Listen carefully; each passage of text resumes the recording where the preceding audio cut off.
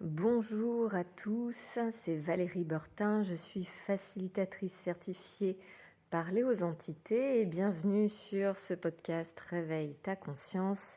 Et dans cet épisode, je vais vous raconter des histoires de fantômes.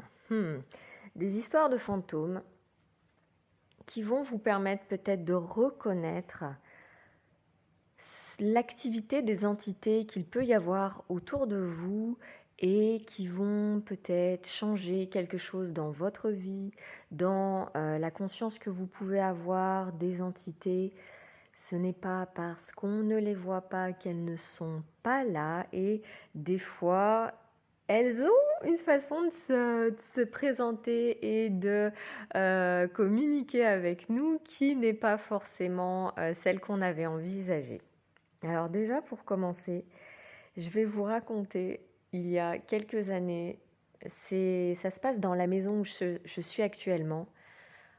J'habite seule et en plein milieu de la nuit, mais vraiment en plein milieu de la nuit, j'étais en train de dormir, il y a la sonnette qui se déclenche.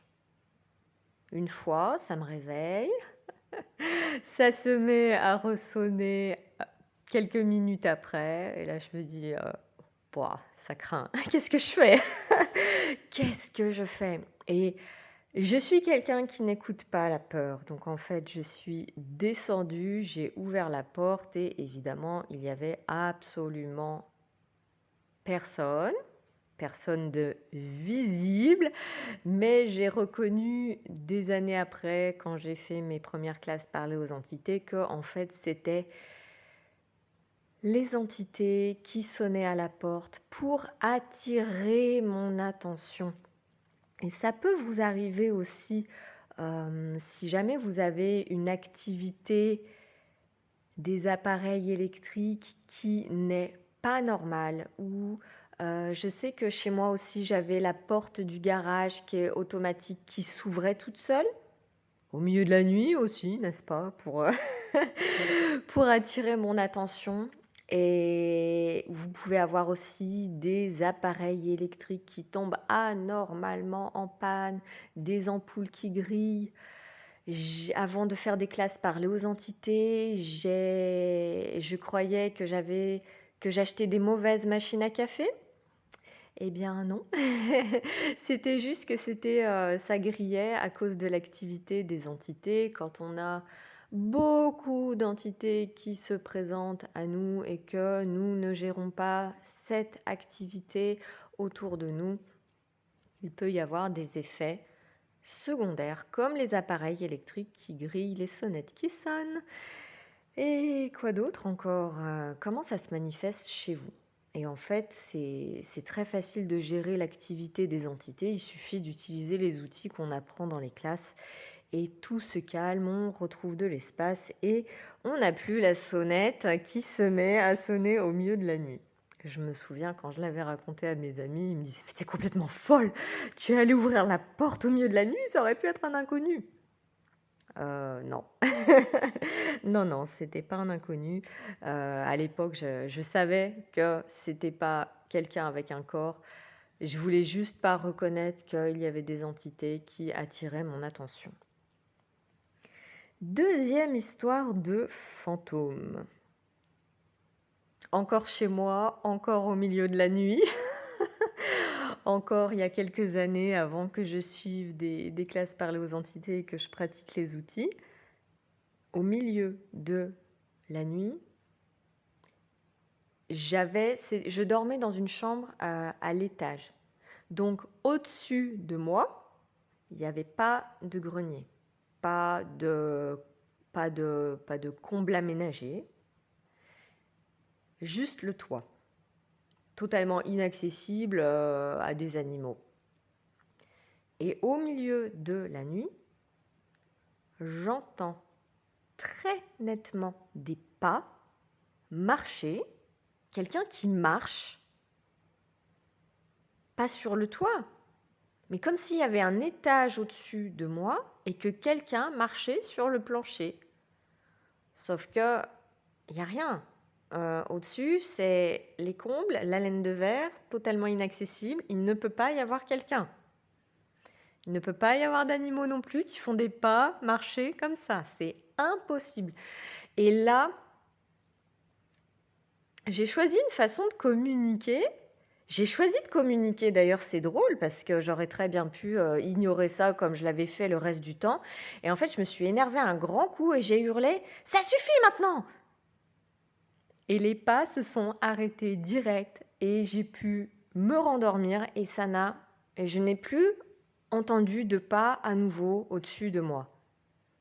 Et donc on voit que le moment où je choisis une communication, bon c'était sous le coup de la colère, hein, mais quand même ça a marché, où j'ai dit ça suffit,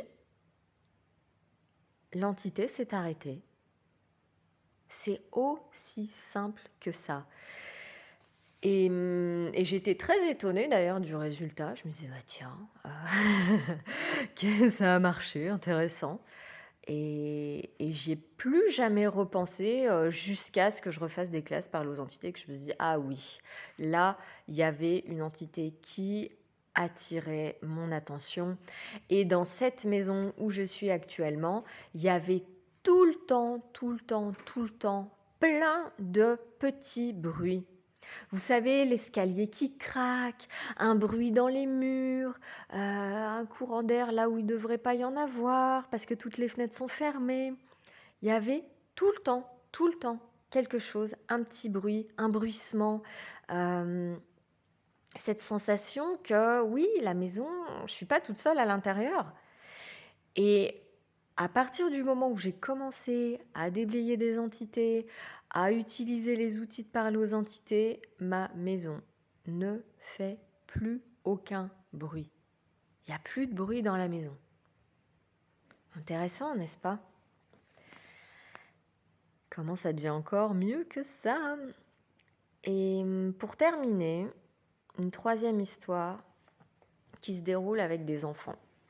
J'ai mes voisins, qui sont des personnes âgées, qui gardent leurs petits-enfants. Et ces enfants, ils hurlaient tout le temps. Et vous savez, il y a une différence entre le bruit des enfants qui s'amusent, où c'est bruyant, ça reste joyeux, c'est cet espace de joie, d'amusement, et les enfants qui sont pas en train de s'amuser et qui sont en train de hurler, parce qu'ils perçoivent quelque chose. Et dans ce cas précis, tout simplement, après avoir posé des questions, qu'est-ce que je peux contribuer ici, quoi d'autre est possible, comment ça devient encore mieux que ça, qu'est-ce qu'ils perçoivent, et que évidemment aucun adulte, mes voisins, ils font pas les outils de parler aux entités, hein. Donc déjà ils peuvent pas reconnaître ce qui se passe, ils peuvent juste aller dans le tort des enfants et leur dire de se taire. Sauf que quand on a les outils de parler aux entités, on peut avoir une gestion totalement différente des situations où j'ai posé des questions, ok, est-ce que c'est des entités, c'était léger, et après en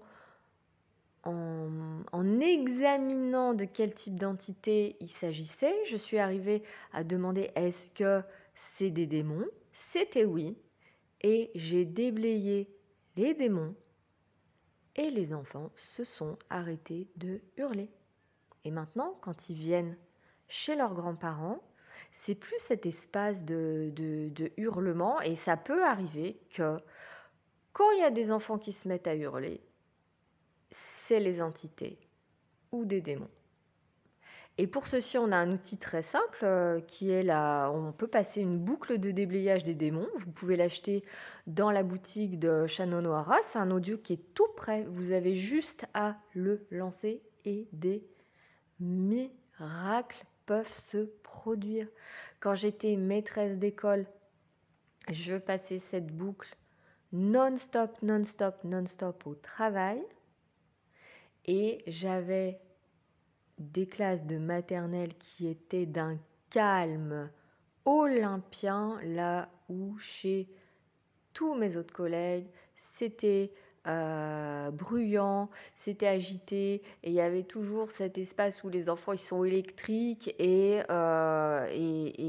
les instituts ne savent pas comment gérer ça, tout simplement parce que quand on n'a pas les outils de parler aux entités, on ne peut pas gérer ça. C'est aussi simple.